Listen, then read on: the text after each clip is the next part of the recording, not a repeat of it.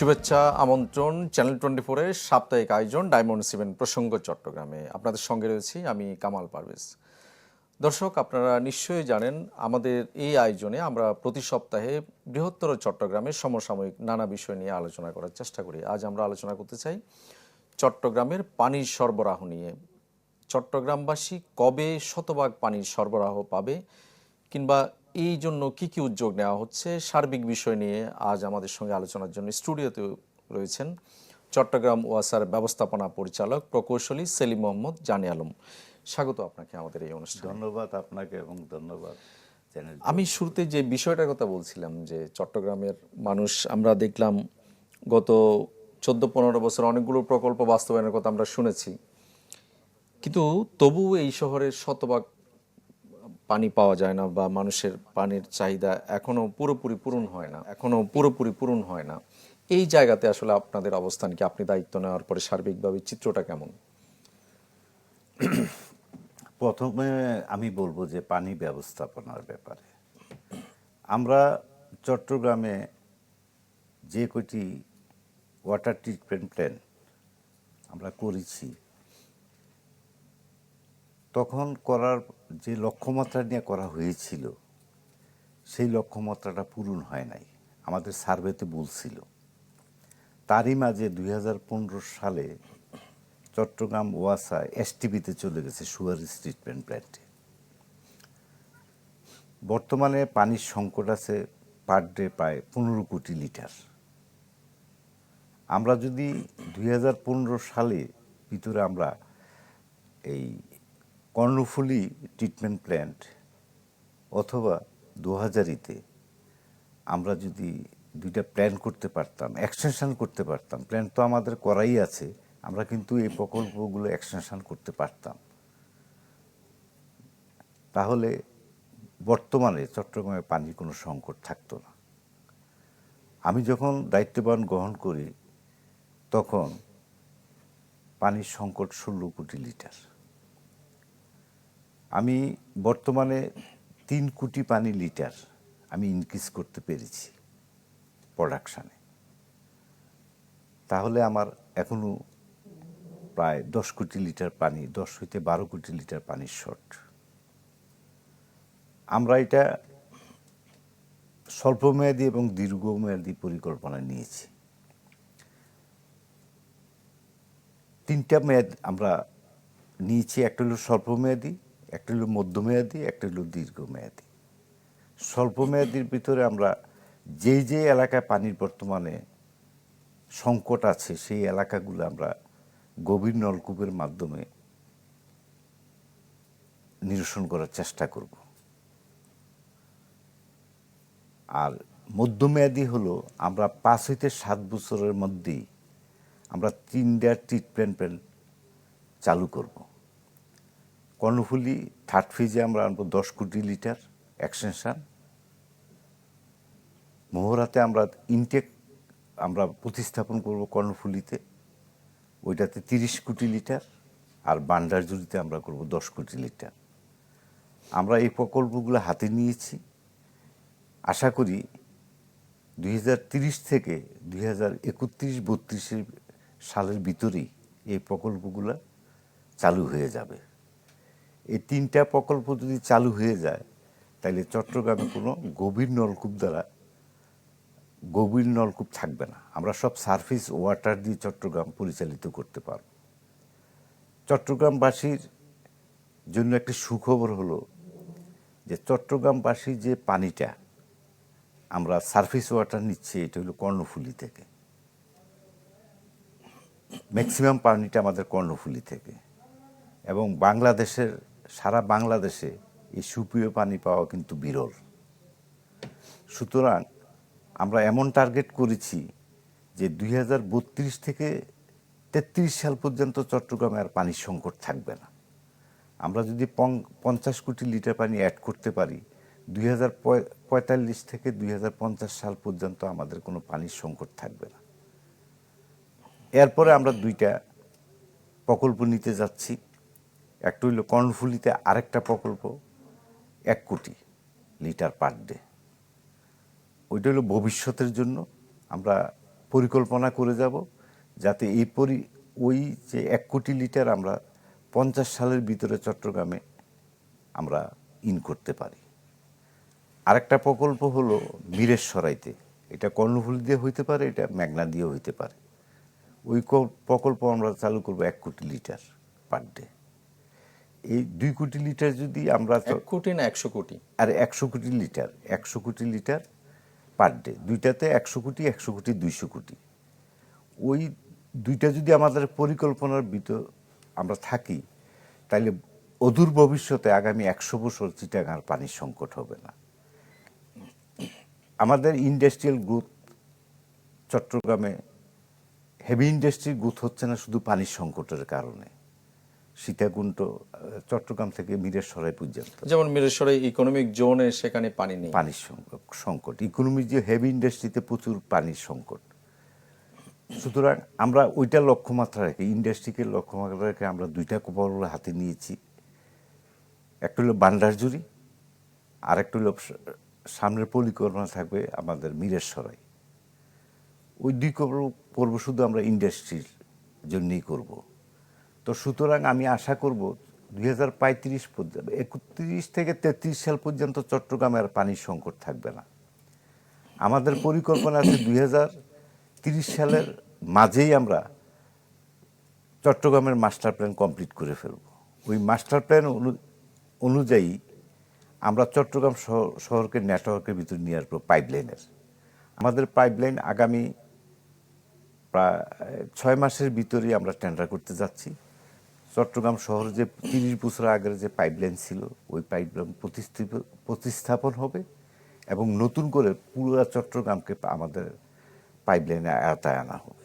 আমি এই ক্ষেত্রে যদি একটু জানতে চাই, সেটা হচ্ছে যে এই যে বললেন আপনার এখন 10 থেকে 15 কোটি লিটার এখনো ঘাটতি আছে, কিন্তু আমরা যেটা দেখি, আপনি নিজেও জানেন যে একটা সিস্টেম লসে প্রায় 5-6 কোটি লিটার পানি এমনিই চলে যাচ্ছে, এবং সেখানে ওয়াসা রাজস্ব বঞ্চিত হচ্ছে বিপুল পরিমাণ অর্থ।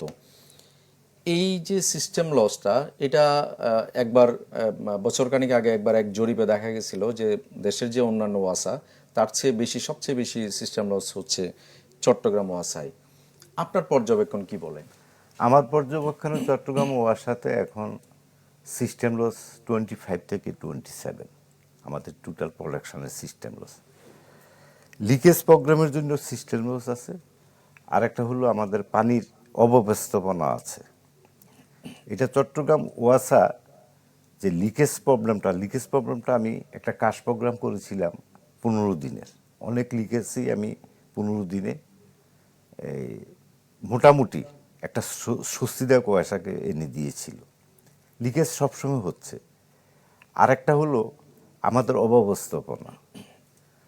অব্যবস্থাপনার জন্য আমরা আগামী মাসের 10 তারিখের পর থেকেই আমাদের আমি জরিপ করে দেখেছি সবসময় আমাদের 10,500 মিটার অকেজো থাকে। ওইটাতে আমাদের ওয়াসারও একটা দায় আছে। তো আগামী মাসের 10 তারিখের ভিতরেই আমরা একটা কাজ প্রোগ্রাম করতে চাচ্ছি। 10,500 যে মিটার আছে, ওই আমাদের তো মেকানিক্যাল মিটার, ওই মিটারগুলো আমরা প্রতিস্থাপন করব। 2029 সালের ভিতরেই আমাদের স্মার্ট মিটার চলে আসবে।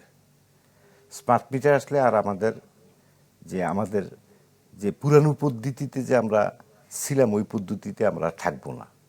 প্রত্যেকটা গ্রাহকই তার যে বিল, তার যে একুরেট রিডিংটা পেয়ে যাবে। এটা আমাদের সাথে সংযুক্ত হয়ে যাবে আমাদের সাথে পুরো বিলিং সিস্টেমটা। তখন আমাদের যে বর্তমানে যে নন রেভিনিউ যে আছে, ওইটা আমাদের আশা করি ইমপ্রুভ হবে। তো এই ব্যাপারে আমি আপনাদেরকে বলতে পারি, এইটা আগামী 2-3 মাসের ভিতরেই আমাদের যে বর্তমান যে পরিস্থিতি আছে, আমাদের ওই বর্তমান পরিস্থিতিটা ইমপ্রুভ করবে বলে আশা করছি। এই মিটারগুলো কেন অকেজো থাকে আপনাদের অনুসন্ধানে কি বলে? ওই মিটারগুলোর দুইটা হলো, আমি যেটা অনুসন্ধান পেয়েছি দুইটা। একটা হলো যে আমাদের এই মিটারগুলোর যে রেভিনিউ সেকশন আছে আমাদের, আপনি জানেন আমরা কিন্তু রেভিনিউ সেকশনে আমাদের পর্যাপ্ত পরিমাণ লোকবল নেই, একটা কারণ। দুইটা কারণ হলো আমাদের মেনটেনেন্সটাও সমস্যা ওয়াসার। কারণ আগে যারা ওয়াসার মেনটেনেন্স করেছে তারা অনেকেই কিন্তু বিদায় নিয়েছে, তাদের চাকরি শেষ, ওয়াসার স্টাফ ছিল। তো আমরা নতুন করে চিন্তা করতেছি যে রেভিনিউ সেকশনকে ইমপ্রুভ করতে হবে এবং মেনটেনেন্স সেকশনে নতুন করে সাজাতে হবে। তাহলে মেনটেনেন্স সেকশন যদি আমরা সাজাইতে পারি আর রেভিনিউ সেকশনকে যদি আমরা উন্নত করতে পারি লোকবল দিয়ে, তাইলে আমাদের ওই নন রেভিনিউ যেটা আছে এটা আমাদের ইমপ্রুভ করবে। আর লিকেজ যেটা আছে, লিকেজটা আমরা হাতে নিয়েছি। পুরাতন যেগুলো আমাদের আছে 35 বছর আগে, এগুলো রিপ্লেস হয়ে যাবে 28 সালের ভিতরে। সবগুলো আমরা টেন্ডার করব, এই কিছুদিনের ভিতরে আমরা টেন্ডার করব। আর যেটা আছে অন্য যে পদ্ধতিগুলো আছে, যতগুলো আমাদের ডিজিটাল পদ্ধতি আছে, সবগুলোই আমরা ইমপ্লিমেন্ট করব ওয়াসার জন্য ইনশাল্লাহ। আশা করি আমরা 2028 থেকে 30 সাল পর্যন্ত আমাদের রেভিনিউ পুরোপুরি ইমপ্রুভ না করলেও 90% আমরা ইমপ্রুভ করতে পারবো। আর আপনি খুশি হবেন যে আমি 1 মাস জয়েন করার পরে গত মাসে আমি কিন্তু 6.5 কোটি টাকার রেভিনিউ ইমপ্রুভ করেছি। আমার যে টিম আছে ওই টিমকে আমরা ইনফ্লুয়েন্স করে 6.5 কোটি রেভিনিউ আমরা ইমপ্রুভ করতে পেরেছি। আশা করি ধারাবাহিকতা থাকবে, বাড়বে কমবে, কিন্তু ইমপ্রুভ করবে ইনশাল্লাহ। নিশ্চয়ই আমরা আপনার সঙ্গে আরও আলোচনা করব, ছোট্ট একটা বিরতি নিয়ে আসি। আমরা আলোচনা করছিলাম চট্টগ্রামের পানি সরবরাহ ব্যবস্থা নিয়ে। আমাদের সঙ্গে স্টুডিওতে রয়েছেন চট্টগ্রাম ওয়াসার ব্যবস্থাপনা পরিচালক প্রকৌশলী সেলিম মোহাম্মদ জানি আলম। আমরা বিরতির আগে আপনি যে সরবরাহ সিস্টেম লস বা এগুলো নিয়ে আমরা বলছিলাম, একটা বিষয় হচ্ছে যে আমরা প্রতি বছর একটা সমস্যা দেখি, সেটা হচ্ছে যে লবণাক্ততার সমস্যা। এটা বহু বছর ধরে আমরা দেখে এসেছি, এবার হয়তো তেমন হয়তো চোখে পড়ে নেই। এটার জন্য কি আপনাদের বিশেষ কোনো উদ্যোগ কি থাকছে? এই লবণাক্ততার জন্য আমরা আসলে অনেক বছরেই, আপনার যেটা বললেন আর কি, প্রতি বছরে আমাদের ওয়াসার মধ্যে লবণ ছিল, সত্যি কথা। এই লবণাক্ততার একমাত্র কারণ হলো শুষ্ক মৌসুম 2 মাস। এই 2 মাস আগে কি হইতো, আমাদের যে স্পিল অয়েলগুলো ছিল 16টা, স্পিল অয়েলগুলো 2 মাস বন্ধ থাকতো। আপনাদের খেয়াল আছে কিনা জানি না। আমরা আসার পর পরে ওই স্পিল অয়েল 2টা আমরা সবসময় ওদেরকে, পিডিবিকে আমরা বলছি 2টা স্পিল অয়েল তোমরা এই বছর খোলা রাখো। 2টা স্পিল অয়েল খোলা রাখার কারণে যে সাগরের যে লবণটা, এটা মোহরা প্রজেক্টে ঢুকতে পারেনি। হ্যাঁ, না ঢুকার কারণে এই বছর ওয়াসা কিন্তু কোনো লবণাক্ত পানি প্রডিউস করেনি। এটা হলো 1 নাম্বার কারণ। আসলে আমি ওয়াসাতে আসার পরেই আমাদের নদীর উৎস 2টা, একটা হইল কর্ণফুলী আর একটা হালদা, একটা হইল হালদা। যে কোনো কারণে হোক হালদা থেকে কিন্তু আমরা বর্ষাকাল বাদে প্রচুর পানি পাই না। আসলে আমরা হালদাতে যে আমাদের ইনটেক আছে, ওইটা সম্পূর্ণ ইনটেকে পানি সংগ্রহ করে আমার মনে হয় মোর দেন 60% কর্ণফুলীর পানি। কর্ণফুলী থেকে যখন পানিটা আসে তখন এটা হালদাতে ঢুকে যায়। হালদাতে ঢুকে যাওয়ার কারণে এই পানিটা আমরা সুপেয় পানি পাই। যদি আমরা হালদাকে ইমপ্রুভ করতে পারতাম, যে কোনো হোক, পরিবেশ মন্ত্রণালয়ের জন্য যে কোনো প্রকার হোক, আমরা হালদাকে কিন্তু ইমপ্রুভ করতে পারতেছি না। এই কারণে চট্টগ্রাম পুরোটাই কিন্তু এখন কর্ণফুলী নদীর উপর নির্ভর করছে। সুতরাং আমাদেরকে কর্ণফুলীকে বাঁচিয়ে রাখতে হবে। তো এই যে স্পিল অয়েলগুলো 2টা খোলা রাখার কারণে কিন্তু এই বছর কোনো আমরা লবণাক্ত পানি পাইনি। তো সুতরাং ভবিষ্যতে আমরা 2টার ব্যাপারে পিডিবিকে আমরা জানিয়েছি, তোমরা সারা বছর এমনভাবে রেশনিং করবে এরা, যাতে 2টা স্পিল অয়েল শুষ্ক মৌসুমে খোলা থাকে। আচ্ছা, এই যে আপনি পানির সরবরাহতে যদি আমি আর একটু ফিরে যাই, সেটা হচ্ছে আপনি নিজেও জানেন এবং আপনি বলছিলেনও যে চট্টগ্রামের হালিশহর, পতেঙ্গা বা আমরা যেটাকে বলি পশ্চিমাংশ যেটা শহর নগরের, সেটাতে আসলে বহুদিন ধরে পানি যায় না। এটা কি আসলে পাইপলাইনের সমস্যা, না আসলে উৎপাদন স্বল্পতা? কোন কোন কারণে আসলে এই এলাকাগুলো আসলে দীর্ঘদিন ধরে পানি বঞ্চিত? আমাদের হালিশহর এলাকা পানি বঞ্চিত। আমরা হালিশহর এলাকার যে পাইপলাইনে আমরা পানি দিচ্ছি, এটা পুরোপুরি এন্ড ইউজার কাছে মানে যে কোনো হোক প্রকারে হোক যাচ্ছে না পানি স্বল্পতার কারণে। এই ব্যাপারে আমরা একটা প্রজেক্ট হাতে নিয়েছি যে ডিপ টিউবওয়েল। আমরা কিছু কিছু জায়গায় ডিপ টিউবওয়েল এই ইনস্টল শুরু করেছি। আগামীতে আশা করি ওই এলাকাগুলো পানি বঞ্চিত হবে না। ডিপ টিউবওয়েলগুলো আগামী ডিসেম্বরের মাসের আগেই চলে আসবে, বিশেষ করে হালিশহরের কিছু এলাকা। আর আমরা চট্টগ্রাম শহরকে বিভিন্নভাবে অ্যাড্রেস করেছি কোন এলাকা পানি, আমাদের যে পাইপলাইন আছে পাইপলাইনের কোন এলাকায় পানি নেই অ্যাড্রেস করে বর্তমানে আমরা ওই যে স্বল্পমেয়াদী ডিপ টিউবওয়েল দ্বারা আমরা সাপোর্ট দিয়ে যাব। 2031 থেকে 32 সালের ভিতরে আমরা ডিপ টিউবওয়েলের পানি চট্টগ্রামকে দিব না। আমরা সব ডিপ টিউবওয়েলে আমরা উইথড্র করব। সুতরাং আমরা চাই, কারণ এটা পরিবেশ সম্মত না। পরিবেশ সম্মত না, কিন্তু আমাদের বর্তমানে তো কোনো উপায় নেই, মানুষকে তো সেবা দিতে হবে। এক্ষেত্রে ভান্ডারজুড়ি কি কোনো কাজে আসতে পারে ওই অংশটার জন্য? বান্ডারজুরিতে আমরা যে পরিকল্পনা নিয়েছি, আমরা তো বান্ডারজুরিতে আরও 10 কোটি লিটার এক্সটেনশন করব। আমাদের দুইটা টার্গেট, একটা হইলো আমাদের পটিয়া, একটা হইলো আমাদের ওইখানে অনেক ইউজার আছে নদীর ওই পারে ইন্ডাস্ট্রিয়াল। আর একটা আমরা ওইখান থেকে এখন 2 কোটি লিটার আমরা পানি টানেল দিই। আমরা সেতু মন্ত্রণালয়ে চিঠি দিয়েছি এবং চিঠিরা কিছু ওরা আমাদেরকে চিঠির কিছু দিয়েছে। তো আমরা 2 কোটি লিটার পানি যদি আমরা পতেঙ্গাতে ট্রান্সফার করব, তাইলে ওই পতেঙ্গার টোটাল এলাকাতেই পানি রাতে আমাদের চলে আসবে, আর কিছুদিনের ভিতরে চলে আসবে। আর বাকি যে পানিটা থাকবে, আমরা দক্ষিণ চট্টগ্রামে সরকারের যে পরিকল্পনা, যে ইন্ডাস্ট্রিয়াল ডেভেলপমেন্ট, ওই চায়না যে ইন্ডাস্ট্রিয়াল জোন করতেছে, ওই ইন্ডাস্ট্রিয়াল জোনকে টার্গেট থেকে এখানে কেপিএম আছে, তারপরে ড্যাপ আছে, তারপরে সার কারখানা আছে, তো ওইগুলোরে টার্গেট করে আমাদের এটা ইয়ংআন আছে, তারপরে যে ফ্যাক্টরি আছে টার্গেট করে আমাদের কিন্তু ভান্ডারজুরিটা করা। ওইটা দুইটা ওয়ে হবে আমাদের, আমরা ইন্ডাস্ট্রিতেও দিব এবং আমাদের পাবলিককেও হাউসেও এটা দিব। আমাদের প্রেফারেন্স হইল প্রথম হাউস, তারপরে ইন্ডাস্ট্রি। আর একটু যদি ফিরে আসি আমরা গ্রাহক সেবার ক্ষেত্রে, এটা বহুদিন ধরে অভিযোগ, আপনি হয়তো দায়িত্ব নিয়েছেন খুব কম সময়, কিন্তু বহুদিন ধরে ওয়াসা ঘিরে যে গ্রাহক সেবার ক্ষেত্রে নানা অনিয়ম, নানা কিছু অভিযোগ আসে, এইটা নিয়ে আপনি কি ভাবছেন? আমাদের গ্রাহক সেবা ছিল আগে 9টা থেকে 5টা, আমি আসার পরেই আমি এটা এক্সটেনশন করে রাত 12টা পর্যন্ত করেছি গ্রাহক সেবা। অনেকে দেখা যায় অফিস করে, অনেকে দিনে ব্যস্ত থাকে, ব্যস্ত থাকার কারণে এখন থেকে 8টার পরও ওয়াসাতে গেলে তার বিল নিতে পারবে, তার সেবা নিতে পারবে। এটা আমরা রাত 12টা পর্যন্ত আমরা এক্সটেনশন করেছি। আর যদি দরকার হয় আমরা সারা রাতও করবো ইনশাল্লাহ। এখন যে কোনো লোকে ওয়াসাতে গেলে রাত 12টা পর্যন্ত তার সেবা পাবে। ওইটা আমরা মোটামুটি, আমি আসার পরেই গ্রাহক সেবা নিয়ে চিন্তিত, কারণ আমাদের একটা আছে যে গ্রাহক সেবা ওয়াসা দিতে পারে না। আমি আসার পরে আসলে সবগুলো জায়গায় আমি অ্যাড্রেস করেছি, দেখা যাক কি হয়।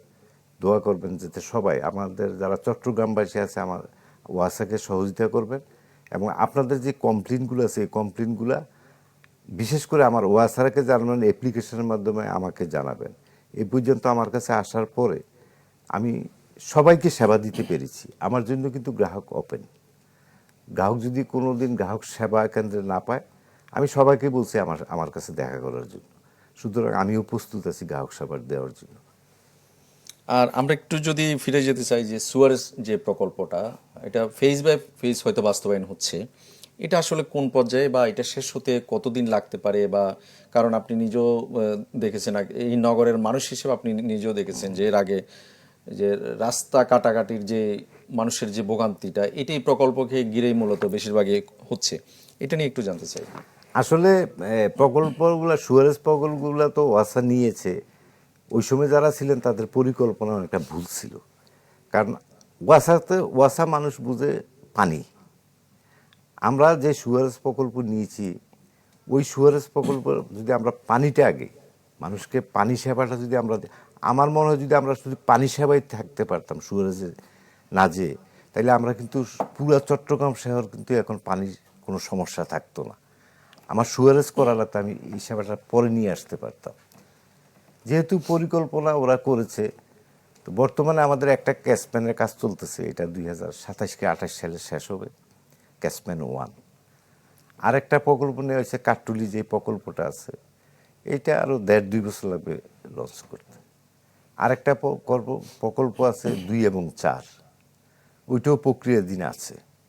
তো আমি নগরবাসীকে বলবো যে সুয়ারেজ প্রকল্পের জন্য আমরা সিডিএ, সিটি কর্পোরেশন এবং ওয়াসা আমরা একে অপরের সাথে যোগাযোগ করে কাজ করছি। আমরা 3টা ডিপার্টমেন্ট একসাথেই কাজ করছি এবং মানুষের যাতে দুর্ভোগ না হয় সেদিকে আমরা খুব বেশি কনসার্ন। কিন্তু ওয়াসা এই ব্যাপারে, সুয়ারেজের ব্যাপারে অনেকেই কিন্তু কষ্ট পাচ্ছে। আমি নগরবাসীর কাছে ক্ষমা চেয়ে নিচ্ছি এ কষ্টর জন্যে, কারণ আমরা চেষ্টা, কিন্তু প্রকল্পগুলো এমন এক অবস্থায় আছে আমরা কিন্তু সুয়ারেজ থেকে এই প্রকল্পগুলো উঠে আসতে পারবো না। তো আপনারা যে যে এলাকায় আছেন, এই সুয়ারেজ প্রকল্পের যে কাজ চলমান, এই কাজগুলো কিন্তু আগের চেয়ে খুব স্পিডি হচ্ছে। আমি 24 ঘন্টায় কাজ করার চেষ্টা করতেছি, কিন্তু অনেক সময় দেখা যাচ্ছে যে 24 ঘন্টা কাজ করার পর রাত্রে অনেকে কমপ্লেন দিচ্ছে যে এখানে নয়েজ হচ্ছে বা এখানে ঘুমাইতে পারছি না। তবে আশা করি যারা এই প্রবলেমে আছেন তারা যেই প্রকল্পটা যেখানে কাজ চলে, আপনাদের যদি কোনো ওইখানে কারোর স্বাস্থ্যসেবার ক্ষতি হয় বা কোনো রুগী থাকে, আপনারা সুয়ারেজ প্রকল্পে আমাদের সাথে যোগাযোগ করতে পারেন। আমরা দরকার হলে কাজটা আপনাদের সাথে শিডিউল করে কাজটা শেষ করব। এখন কিন্তু আমরা কিছু কিছু জায়গা আছে আমরা কিন্তু 24 ঘন্টা কাজ করে উঠে, যেখানে লোক বেশি, মানুষ বেশি, লোকালয় বেশি, দোকানপাট বেশি, ওইখানে কিন্তু আমরা 24 ঘন্টায় কাজ করতেছি, এটা আগে ছিল না। আমরা দ্রুত কাজ করতেছি।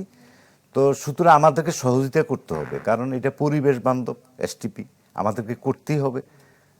আগে আমরা ওয়াটার সিকিউর যদি করতে পারতাম আগে, তাহলে মানুষ খুশি থাকতো।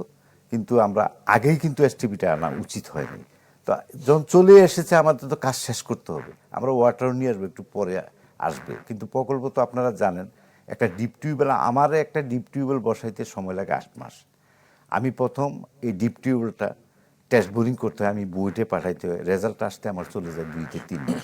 আমি টেন্ডার করতে হয়, টেন্ডার করতে আমার 1.5-2 মাসের প্রক্রিয়া, 4 মাস।